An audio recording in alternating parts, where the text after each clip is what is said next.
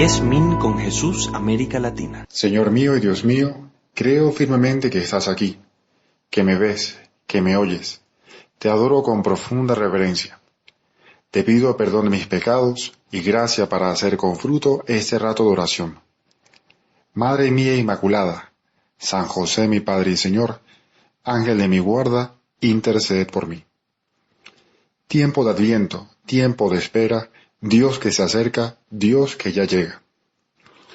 Sí, Dios que ya llega, y la Iglesia quiere que nos preparemos de modo más inmediato a partir de hoy.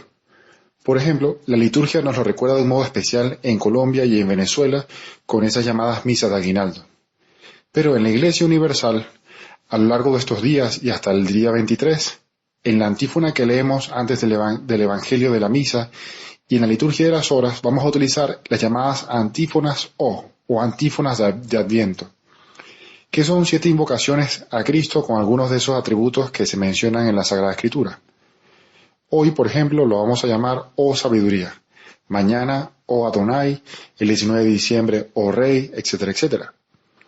Y no me voy a extender acá, pero te invito a buscar en internet la explicación de estas antífonas de Adviento.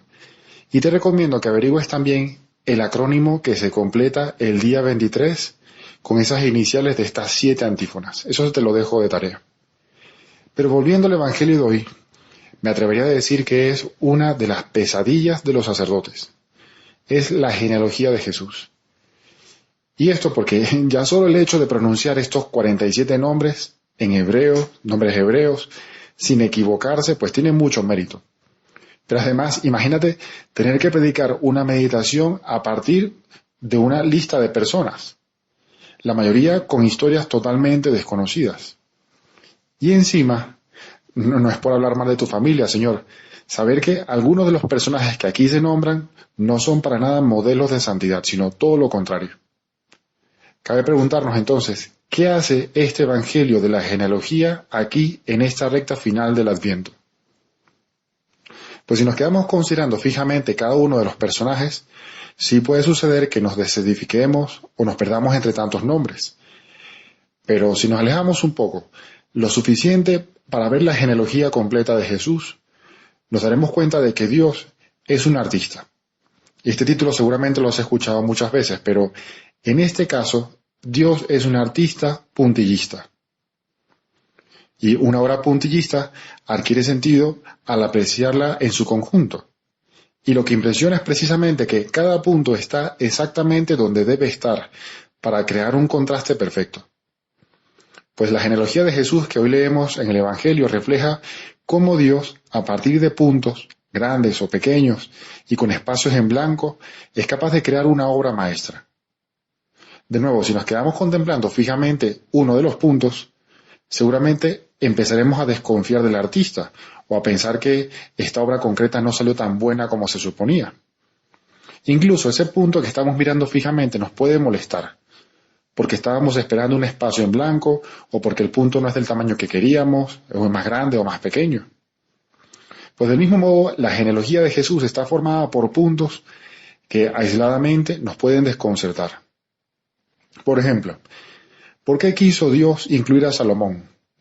Un rey que habiendo recibido tanta sabiduría para ser justo, y al final, pues terminó acabando en idolatría, una puñalada trapera. ¿O por qué, entre tantas mujeres virtuosas que Dios pudo considerar en Israel, incluyó precisamente a Rahab, una mujer, vamos a decirlo de modo elegante, de la vida alegre? Pues como una buena obra puntillista habrá que alejarse un poco del cuadro y ver que todo estaba previsto. Todo es un juego de luces y de sombras que solo se puede apreciar cuando el cuadro ya está terminado. Y en este caso concreto, el punto final de la obra es el prodigio de la encarnación del Verbo. Hoy leeremos en el Evangelio, ya al final, y Jacob engendró a José, el esposo de María, de la cual nació Jesús llamado Cristo. Este fin hace que todo lo anterior valga la pena, y que nos admiremos por la obra de Dios en la que todo está previsto. Dios lo tenía todo planeado hasta el más mínimo detalle. Por eso este Evangelio de la genealogía de Jesús tiene muchísimo sentido en esta recta final del Adviento. Nos estamos acercando al final de ese tiempo de preparación y no podemos sino maravillarnos ante el modo en que Dios tenía previsto todo para que tú, Señor Jesús, pisaras por vez primera nuestra tierra. En estos últimos días vamos a revivir todos los inconvenientes que pasaron María y José. Las angustias, los cambios de planes, el rechazo, el escuchar una y otra vez no tenemos posada, las incomodidades. Pero todo eso serán puntos pequeñísimos que van a servir para dar mayor contraste a la alegría de contemplar el cuadro ya terminado. El Emmanuel, Dios con nosotros. ¡Qué maravilla! Ya que hablamos de un Dios que prepara con lujo de detalles el nacimiento de Cristo, aprovecho para hacer publicidad a un libro que podemos llevar a la oración en estos días de Navidad y que tiene muchísimo que ver con esta consideración de hoy.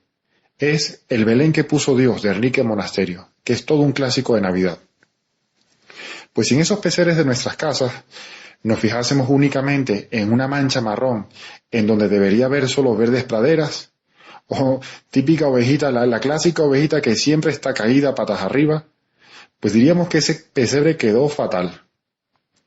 Pero si contemplamos todo en su conjunto y prestamos atención a lo que de verdad importa, el misterio donde están José, María y el niño, incluso el pesebre más destartalado nos servirá para dar gracias a ese Dios que dispone todo antes, más y mejor de lo que tú esperabas, como nos decía San José María. Es que Dios tiene un plan.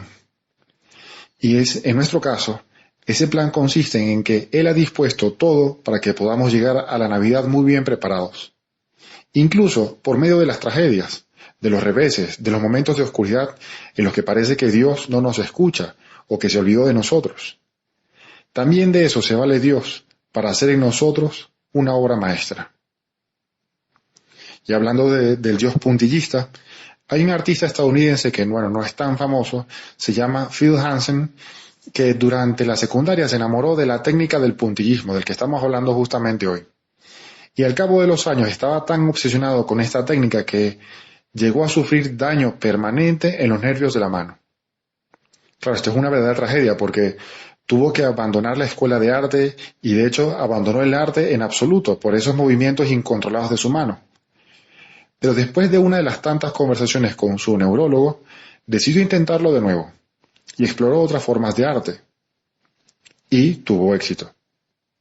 Puedes buscar si quieres sus obras en internet, Phil Hansen, y te sorprenderás por la calidad y el realismo. Pero el truco está en mirar sus obras de lejos. De hecho, si te acercas, verás que ninguna línea es recta, limpia. Todas reflejan los temblores incontrolables de su mano. El problema neurológico sigue allí, pero sus obras están hechas para ser miradas en su conjunto y entonces resultan evidentemente realistas. Por ejemplo, tiene una Mona Lisa, copia de la de Leonardo da Vinci, o una copia también de La creación del hombre de Miguel Ángel, esa que está en el techo de la Capilla Sixtina. Si te interesa, lo puedes buscar. Él explica muy bien todo esto en una charla titulada Embrace the Shake, que literalmente significa abrazar el temblor, y que es una charla de cómo darle vuelta a una situación trágica para crecer, aprender y confiar más. Pues del mismo modo, en el Evangelio de hoy vemos unos trazos de Dios que tal vez no sean tan rectos o tan limpios como esperaríamos de la genealogía del Rey de Reyes. Pero lo importante es el resultado final, el cuadro en su conjunto, la tranquilidad de saber que Dios tiene todo planeado. Y esto no solo para el evento más importante de la historia de la humanidad, que estamos a punto de celebrar, sino también para cada una de nuestras vidas. Dios, el puntillista, está queriendo hacer de ti su obra maestra. Tenle paciencia. Te doy gracias, Dios mío, por los buenos propósitos, afectos e inspiraciones que me has comunicado en esta meditación. Te pido ayuda para ponerlos por obra.